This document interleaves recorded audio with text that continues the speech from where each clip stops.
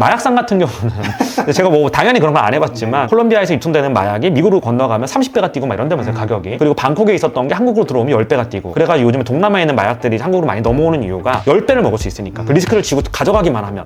되게 잘 아시네요. 아니 난 몰라. 오늘 주제에 관심이 있는 분들이 얼마나 계실지 모르겠는데 브로커들의 세계라고 했잖아요. 브로커들이라고 하면 되게 다양한 브로커가 존재하죠. 뭐 브로커의 끝판은 무기상이다라는 얘기가 있는데 무기, 마약. 수익을 낼 수 있는 갭이 가장 큰 게 이제 무기랑 마약인데 그건 제가 모르는 분야이기 때문에 제가 경험해본 바로는 자동차 많이 경험을 해봤고 부동산 많이 경험을 해봤고 이제 아트도 많이 경험을 해봤기 때문에 세계에 대해서 얘기를 좀 하려고 해요. 근데 이 얘기를 왜 하느냐, 얼마 전에 미술에 대해서 막 글을 좀 쓰고 있었는데 브로커 비즈니스에 대해서 쓴 게 좀 있어요. 유튜버들이나 블로거들이 어떤 식으로 광고 수익을 수취하고 어떤 식으로 이제 먹고 사는지에 대해서 이렇게 좀 쓰다가 브로커 비즈니스 저도 많이 해봤거든요. 자동차 비즈니스도 해봤고 미술품 컬렉팅 같은 경우도 빡세게 좀 해봤고 그리고 부동산 같은 경우도 뭐 제가 뭐 업자는 아니지만 그것도 좀 해봤고 그러면서 느끼는 게 좀 있어서 제가 이야기를 하려고 해요. 그 내용이 뭐냐, 정보의 갭이 커질수록 브로커들이 먹는 마진이 많아져요. 자동차만 일단 예를 들면 자동차 같은 경우는 중고차도 있고 직수입도 있잖아요. 근데 제가 직접 해본 A1을 예를 들면 A1뿐만 아니고 모든 업체가 다 그랬었어요. 2015년 6년 뭐 요 당시에 직수입 업체들이 되게 많았어요. 직수입 업체라는 게 해외에서 뭐 슈퍼카나 하이퍼카 같은 걸 땡겨갖고 와서 파는 거잖아요. 근데 해외에서 얼마 하면 거기서 이제 관세랑 FTA 적용된 국가 관세 안 내죠. 거기다가 이제 부가세도 내고 교육세도 내고 뭐 그렇게 해가지고 세금을 내고 인증 절차를 밟은 다음에 인증을 받고 차를 파는 건데 이 프로세스가 굉장히 단순해요. 이거를 모르는 사람들이 봤을 때는 아 이거 되게 복잡하니까 직수 업체한테 사야겠다라고 생각하실 수 있는데 사실 이거 개인이 해도 할 수 있어요. 근데 이게 처음에는 직수 업체들이 돈을 상당히 많이 벌었어요. 왜 많이 벌었냐, 차를 직수입해다가 인증받고 차를 주는 게 사실 대단한 일이 아니에요. 독일이나 영국이나 유럽 국가들 아니 미국이나 이런데 딜러들이 가지고 있는 차 그냥 이메일로 컨택해가지고 직접 현장 뭐 출장도 한번 가겠지만 업으로 한다라고 하면 그냥 뭐 돈 싸주고 차 들어오고 이런 프로세스거든요. 하나도 어렵지 않아요. 근데 이 갭이 업자들이 하는 거기 때문에 자기 금융 비용도 들어갈 거고 리스크 비용도 들어갈 거고 자기 노동 비용도 들어갈 거고. 네. 근데 초반에 직수를 했던 사람들이 굉장히 마진을 많이 붙였었어요. 4억짜리 차에다가 마진 막 8천만 원씩 붙이고 막 했어요. 그럼 그 50대만 팔아도 영업이익이 얼마예요? 어마어마하네요. 4억짜리 차를 뭐 5억에 판다라고 했을 때 5억짜리 차를 뭐 1년에 30대를 팔았다. 매출 150억이에요. 거기서 영업이익 마진율이 뭐 20% 정도 잡는다라고 하면 매출 150억에 영업이익 30억이 납니다. 과장된 수치 같지만 실제로 그랬어요. 그래서 A1 같은 경우도 창업한 지 2년 만에 부가가치 신고를 하는 거에서 208억 정도 매출을 했었는데 영업이익은 무조건 10% 이상 났었어요. 그러다가 이제 직수시장 전체가 안 좋아지면서 뭐 직수가 잘 안 되고 이랬는데 초반에 직수를 했던 사람들이 돈을 얼마나 벌었냐, 뭐 매출이 얼마였냐 이런 거를 이야기하려고 했던 건 아니고 정보의 갭과 이제 브로커들이 먹는 이제 수익이 얼마나 비례하는지에 대해서 이야기하려고 했던 거고 초반에는 직수 시장이 그렇게 흘러갔었고 많은 사람들이 직수가 이제 정식에서 못 해주는 부분들 이거를 이제 커버를 해주니까 예를 들어 정식이 예전에 되게 비쌌거든요 차가. 네. 람보르기니 서울 같은 경우는 지금은 약간 합리적인 가격에 팔고 있지만 당시에는 아벤타도르를 살려고 그러면 막 거의 6억 5천 7억을 줘야 됐어요. 직수로 사면 4억 얼마에 들어오는 거예요. 원가가 4억 한 2천밖에 안 됐어. 그러니까 5억 2천에 팔아도 정식보다 싸니까 정식과 직수의 그 갭을 먹는 건데 그 갭에서 정식만큼 가격이 붙으면 이제 거의 사람들이 안 사니까 거기서 좀 더 싸게 파는 거였죠. 아니면 좀 더 빨리 받는 조건으로 빨리 이제 사람들이 사게 되니까 빨리 받고 싶어 하는 사람들이 있잖아요. 그 사람들을 위해서 이제 좀 비싸게 파는 뭐 이런 시장이었는데 그때 많은 업체들이 좀 뛰어들었었어요. 생각보다 자본금이 많이 없이 시작을 할 수 있었거든요. 고객들한테 고객 계약금을 받고 거기다 싸주고 가져오는 시스템이고 차값 전체를 받고 이제 차를 가져오기도 했었고 하니까 처음에는 마진을 정말 많이 가져갔었고 직수했던 사람들이 돈을 꽤 많이 벌었어요. 1년에 몇십억씩 벌면 상당히 많이 번 거잖아요. 근데 정말 생각해보면 몇 년 전까지만 해도 땡땡 인터내셔널이 진짜 많았거든요. 뭐 인스타에도 그 업체들 되게 많이 슈퍼카 올려놓고 다 망했어요 지금은.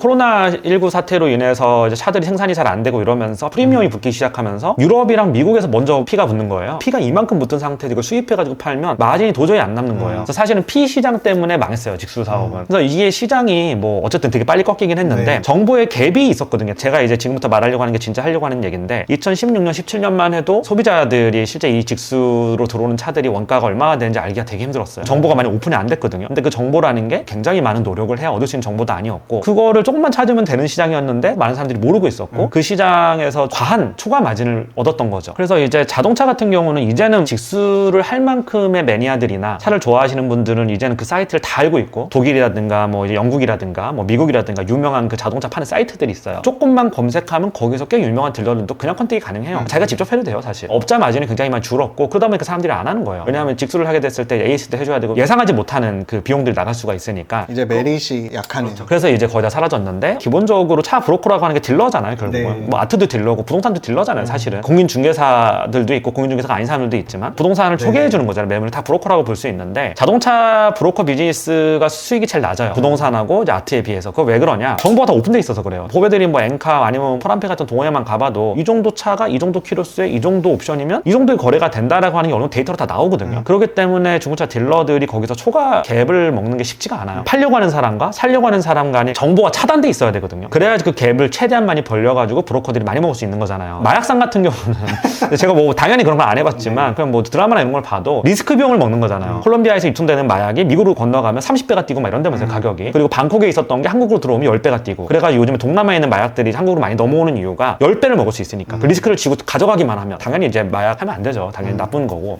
되게 잘 아시네요. 아니, 난 몰라. 왜냐면 우리 세대만 해도 내가 83년생인데 마약을 한다는 거 상상하기 좀 힘든 일이었는데 요즘 클럽 많이 다니는 그런 친구들은 되게 쉽게 접할 수 있는 루트들이 많다고 그러더라고요. 요즘 뭐 뉴스나 영화나 단골 소재니까요. 네. 그래서 요즘 시대가 좀 많이 변했구나라고 수상할 정도로 잘하시네라고 얘기하시는 분이 계시지만 제가 그 나르코스라고 하는 미드도 되게 좋아했고요. 마약상 다룬 다큐멘터리 많이 봤어요. 제가 되게. 미디어로 배우셨죠? 네, 미디어로 배웠습니다. 네네.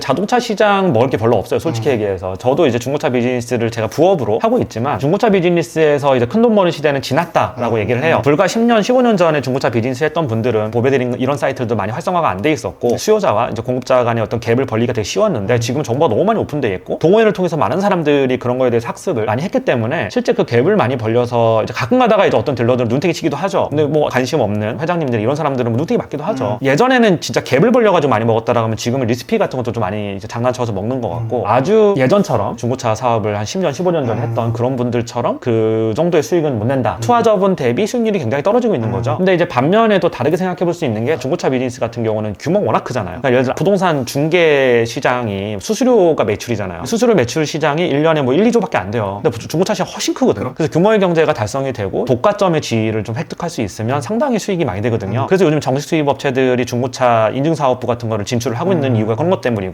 개인 업자들, A형 같은 데를 포함해서 그런 데는 초과 마진을 크게 먹는 시대는 좀 지났다. 물론 적자는 안 보고 어느 정도 수익은 낼 수 있지만 큰 돈을 버는 시대는 좀 지났다라고 하는 거죠. 자동차 비즈니스나 이런 데 좀 관심이 있으신 분들은 이런 부분들이 좀 좋은 인사이트가 될 것 같아요. 전 직접 해봤고 실제로 매출도 많이 해봤고 어쨌든 그러니까 부동산 그럼 중개인들에 대해서도 한번 얘기를 해볼까요? 부동산 중개인들에 대한 거라기보다는 부동산 브로커 시장에 대한 이야기가 좀 더 맞는 편인 것 같고 주택시장하고 상업용 건물시장하고 나눠져 있는데 주택시장은 그나마 정보가 많이 오픈돼 있어요. 상업용 건물 시장은 오픈이 안 돼 있어요. 직방이나 뭐 다방 이런 플랫폼에서 원룸이라든가 아파트 가격 같은 경우는 실거래가 확인하고 호가 확인하기 너무 쉽죠. 근데 상업용 부동산은 뭐 밸류맵이나 이런 데 들어가면 아무것도 없어요. 좋은 매물 이런 거 없어요. 디스코도 그렇고. 그래서 아직까지도 상업용 부동산 시장이 굉장히 후진적이에요. 건물을 사려고 하면 직접 업체를 가야 브리핑을 해줘요. 말이 됩니까 이게? 카톡으로 보내줘도 되는데 왜 카톡으로 안 보내주냐? 정보가 유출될까봐. 사실 예를 들어서 신사동 1번지 건물주가 내 건물을 팔고 싶어 하라고 하면 포베드림 같은 그런 사이트들이 있을 거 아니에요. 상업용 건물 시장도 그런 플랫폼이 있다라고 하면 거기다 올려놓고 살 사람 사세요 하면 되는데 일단 건물주들도 좀 보수적인 성향을 가진 분들이 많고 그리고 부동산들이 그렇게는 안 팔아줘요. 정보를 자기네가 데이터를 통제하려고 그러고 그리고 손님의 어떤 사이즈나 이런 거를 너감도 보내줘야 돼요. 내가 이런 사람이고 난 실제로 실구매할 의향이 있다라고 하는 시그널을 확실하게 줘야 되거든요. 그렇지 않으면 걔들이 정보를 오픈 안 해요. 그렇게 해도 찔끔찔끔 한 3개, 4개, 2개 이렇게 보내줘요. 그래서 이 전체 데이터를 보기가 참 힘든 시장이기도 하고 한데 그래서 이제 상업용 건물 시장이 브로커들이 먹는 피가 커요. 정보의 비대칭이 너무 크기 때문에 여기서 제가 하고 싶은 말은 자동차 딜러라든가 아니면 부동산 브로커라든가 어떤 브로커들이 가지고 있는 전문성의 차이 아니냐 이렇게 보시는 분들도 있겠지만 왜냐면 부동산 중개인 같은 경우는 그 라이센스 시장이잖아요. 사실은 그 라이센스가 따기가 어렵지가 않고 누구나 맘먹고 공부하면 다 딸 수 있는 그 라이센스이기 때문에 그렇게 보기엔 좀 어려운 것 같고 그렇다고 이제 법률 전문가는 또 아니고 그렇기 때문에 사실 그렇게 보기엔 좀 힘들고요. 그냥 이건 정보의 비대칭으로 먹는 시장이에요. 주택시장하고 상업용 건물 좀 다르긴 한데 제가 이 얘기를 왜 드리냐 정보의 비대칭으로 너무 눈탱이 치는 거 아니야 이런 얘기 하려고 하는 거 아니에요. 그건 시장이기 때문에 시장을 근본적으로 구조를 바꾸지 않으면 안 바뀌는 거기 때문에 우리가 아무리 비판하고 해봤자 소용이 없어요. 미래를 그리고 내가 어떤 진로로 가야 될까 내가 정 영업을 좀 잘하는 사람인데 차를 팔아볼까? 아니면 부동산을 팔아볼까? 아니면 미술을 팔아볼까? 뭐 하잖아요. 그랬을 때 가장 돈이 되는 데가 어디냐? 미술이에요.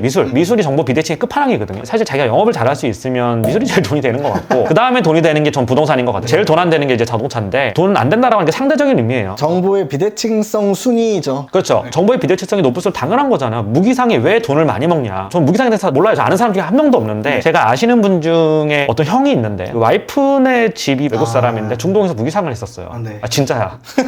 돈이 어마어마하게 많아. 진짜 말이 안 되게 많아. 근데 이게 방산업체랑 약간 달라요. 방산업체 진짜 제조도 하는 거고. 저는 아니, 제가 어떻게 무기를 팝니까? 저는 뭐 루트도 없고 아무것도 몰라요. 형은 차를 파시죠. 뭐 그렇습니다. 네, 근데 아무튼. 그 집이었는데 돈이 진짜 말이 안 되게 많더라고. 정보의 비대칭이 또 그쪽이 끝판왕이라면서요. 아예 루트가 없으니까. 누가 어디서 살 수 있는지도 아니 내가 만약에 부동산 중개업체 내가 하겠어 하면 내가 어떻게 발품 팔아서 할 수 있지. 근데 무기는 어떻게 할 거야?